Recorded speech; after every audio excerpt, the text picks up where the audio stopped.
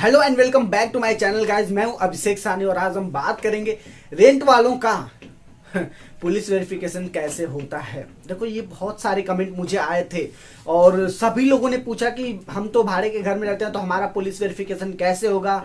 और ये डाउट उन सारे लोगों को है जो लोग भाड़े के घर में रहते हैं, जो लोग रेंट पर रहते हैं। जनरली मतलब अगर बात की जाए, उन लोगों को ज़्यादा ये प्रॉब्लम रहती है कि भाई मैं तो भाड़े पे रहता हूँ, मेरा घर तो एड्रेस तो कुछ और है, तो मेरा पुलिस वेरिफिकेशन कैसे होगा।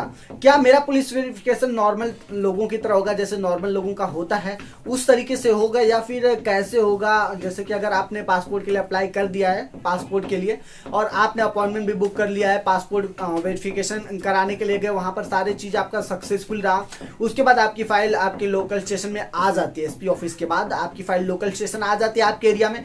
उसके बाद भी आप सोचते हैं भाई अब मेरा पुलिस वेरिफिकेशन एक्चुअली में कहाँ पर होगा। ये डाउट आपके पास होगा, या आपके माइंड में डाउट चलता ही है 100%।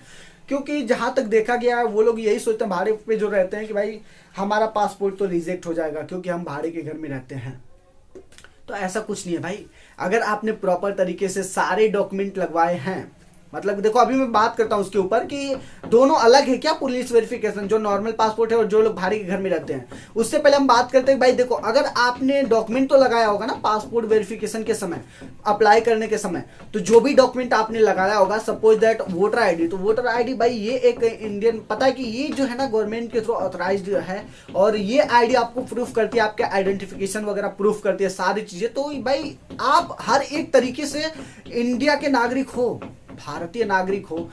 और पैन कार्ड भी आप देख सकते हो कि इंडिया में आपका एक ही पैन कार्ड बन सकता है। आधार कार्ड तो एक ही यूनिक होता है कि आप कहीं भी रहो, चाहे इस गुजरात में रहो, चाहे मध्य प्रदेश रहो, चाहे उत्तर प्रदेश रहो, चाहे बिहार रहो, आपका एक ही आधार कार्ड बनेगा। और दूसरा बनवाना चाहेंगे तो फिंगर लगाएंगे तो वही आपका पुराना आधार कार्ड से अटैच हो जाएगा, और ये जो दूसरा बनवाते रहेंगे वो आपका कैंसिल हो जाएगा। मतलब कि अगर बोला जाए तो दूसरा आपका आधार कार्ड नहीं बन सकता है, और ना ही दूसरा आपका पैन कार्ड बनेगा।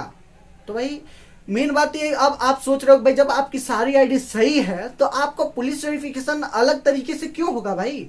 अगर आप रेंट के घर में रहते हो, भाड़े के घर में रहते हो, तब भी कोई दिक्कत नहीं है।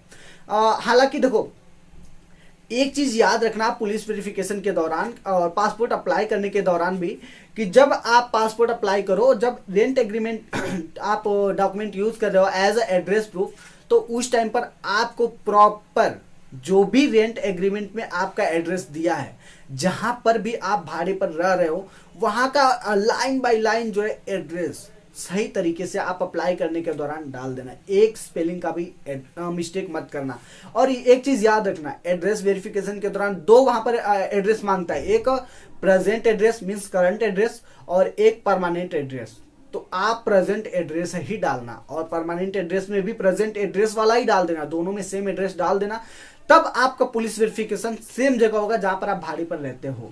लेकिन अगर आपने ये गलती कर दी कि करंट एड्रेस में जहां भाड़े पर रहते हो वो डाल दिया, और परमानेंट एड्रेस में कोई और डाल दिया जहां आपका पहले घर है, तो पहला आपका वेरिफिकेशन आपका जो परमानेंट एड्रेस है वहां भी होगा, और आपका जो प्रेजेंट एड्रेस है वहां पर भी होगा। दोनों जगह आपका मतलब कि तब पुलिस वेरिफिकेशन किया जाएगा। और नॉर्मली अगर देखा जाए, जो लोग रेंट एग्रीमेंट नहीं यूज करते हैं, लाइट बिल यूज करते हैं, जो भी अगर अलग डॉक्यूमेंट यूज करते हैं एड्रेस वेरिफिकेशन के लिए, तो उनका एक ही जगह पुलिस वेरिफिकेशन होता है। तो इतना ध्यान, केयरफुली ध्यान से भाई एड्रेस वगैरह डालना।